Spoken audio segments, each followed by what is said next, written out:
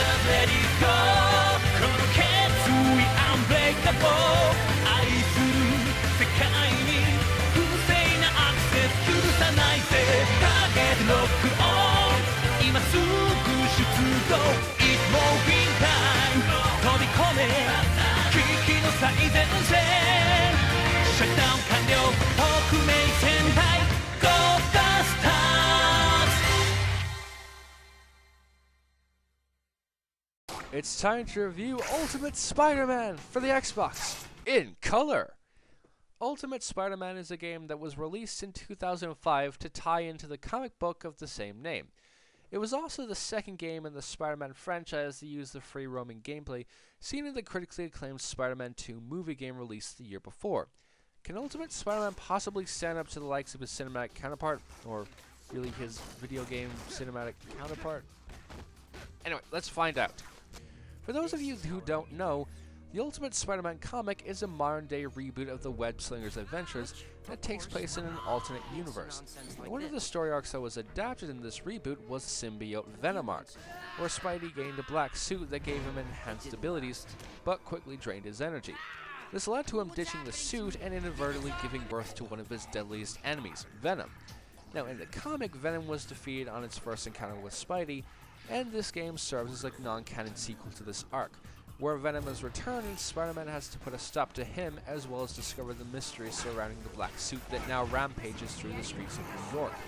Ultimate Spider-Man reuses the free-roaming gameplay from the beloved Spider-Man 2 game, where you can roam around the streets of New York and do whatever you like, although the main objective is to complete the story missions. The A button jumps, you grab enemies and climb on walls by pressing B, you punch and kick with X and Y respectively, and swing around the city by holding the right trigger. In order to access the story missions of the game, you have to complete a set number of what is called city goals, essentially a to-do list of activities such as combat tours, where you go around beating up gang members, races where you try to complete a certain course as fast as possible, events which are basically just random crimes that occur in the city, and more. But not only can you play as the titular web swinger, you can also play as Venom, who has a much more brutal playstyle than the web slinger. You attack enemies with X and Y, jump great distances by pressing the right trigger, but the most important one is absorbing people by holding the left trigger when close to them. Why is it important? Because the black suit on Venom actually drains his health continuously while playing as him.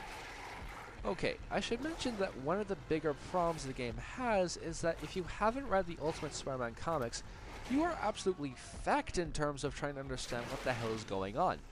There are tons of characters integral to the plot, and you need to read the comics in order to know who they are. It can get pretty ridiculous when you realize that half of the cast isn't even named or explained to newcomers, all on the basis that everyone knows who these people are, which isn't something you should do when making a licensed game. Another problem I ran into is that the game at times can become a bit repetitive, especially later on when all the main missions essentially become chase this bad guy to a random location, have a fight, and move to another area to do the exact same thing. And after a while, this gets very, very grating, as you could end up in one mission that could just pretty much be summed up in the exact same way as the mission before. Also, there are points where you'll just get beaten up over and over again by very bloody powerful enemies, or forced to do massively ludicrous amounts of button mashing in order to do something that seriously shouldn't require so much effort, and if you fail, you'll often get thrown back a very long way and forced to do all that crap again. And for some very bizarre reason, even though water doesn't kill you in this game, falling into it automatically fails the mission. What the hell?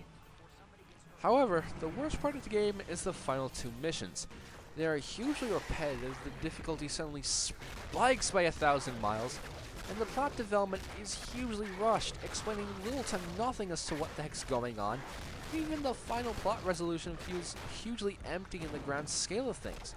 Now, I'm not sure if the developers just had to rush everything a month before the game was released, or if this was supposed to be like this, but for whatever reason, the final act of the game is just hugely disappointing, nonsensical, and irritating beyond all belief. Thankfully, though, the game is fun enough to put up with such a horrible ending. First of all, the graphics are very, very lovely. They're done in the criminally underrated cel-shaded style, a graphical style that renders 3D objects in a way that gives them a 2D hand-drawn feeling. Because of this, the graphics have a very unique feel to them, and the comic book style cutscenes are really frigging awesome to look at.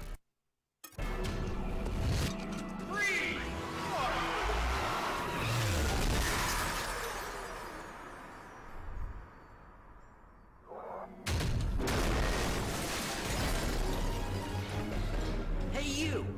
Is that a rhinoceros horn, or you just have to be... See, I'm so scared I can't even finish my lame joke.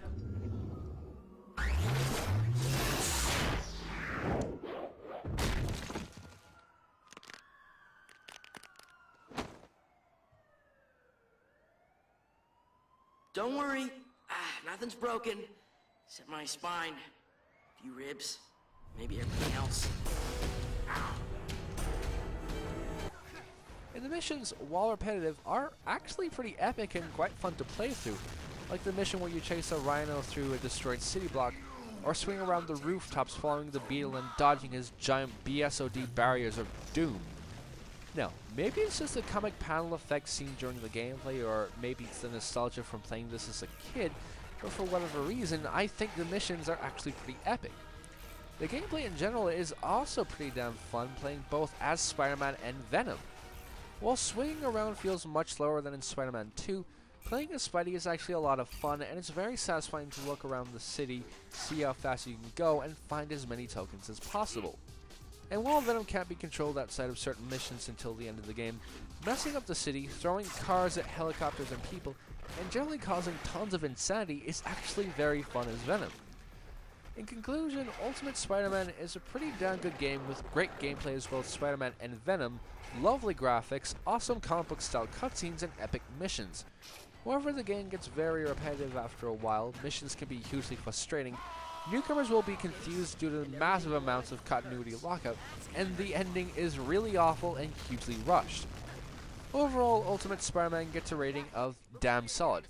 A pretty damn good game with some really enjoyable aspects and a few bloody awful ones.